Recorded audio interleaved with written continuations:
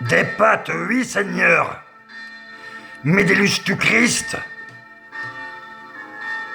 Bon, arrêtons de déconner, là. Alors, le cryptogramme de la Bessonnière.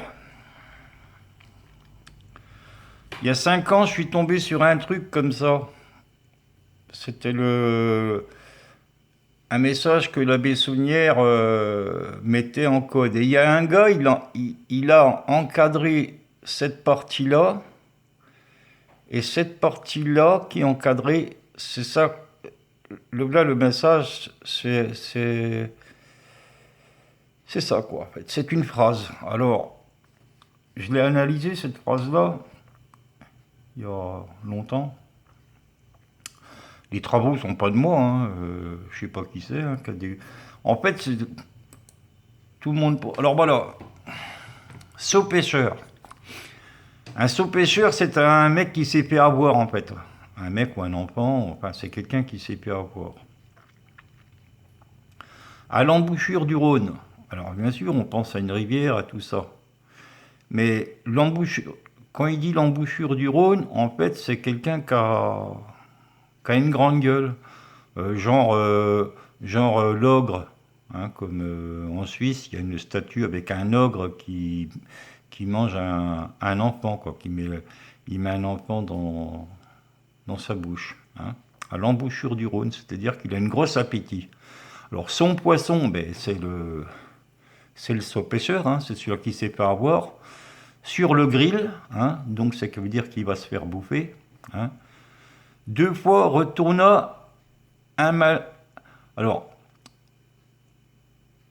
sur le grill, 2 fois retourna. Donc, le mec qui va bouffer le poisson, quoi. Un malin sur 20, bon, je vous laisse deviner qui c'est. Et 25 fois. Et, et plusieurs fois, si vous voulez. Au lieu de dire 25 fois. Et plusieurs fois, le goûta. Cuit. Point, virgule. Il a mis point, virgule, cuit. Il ne lui resta que l'arête. Il restait plus que le squelette. Tu vois. Un ange veillait, mais je ne vous dis pas de quel ange ça devrait être, hein, et en fit un peigne d'or. Alors après, j'ai cherché peigne d'or, j'avais trouvé, mais en fait, il y a quelqu'un qui a fait mieux que moi. Leur BS, hein, BS, Béranger Saunière. Et là, il n'a pas pu mettre le E, curé. Voilà. Il se dit, voilà. Donc j'ai trouvé quelque chose d'intéressant là. Tout de suite, là, si je l'aurais trouvé avant, ça aurait été impeccable. Et vous allez voir sur qui on tombe. Hein. Donc là, je reviens sur la Bessonnière. Hein. Donc ça, c'était pas mes messages. Hein. Donc je vais essayer de vous le mettre comme ça. Hein. Ça commence là. Et il a mis plein de lettres bidons pour pas qu'on déchiffre ce que c'est. Mais il y a quelqu'un qui l'a fait, c'est pas moi, il y a longtemps. Hein. Ceux qui s'intéressent à ça, ils sont contents.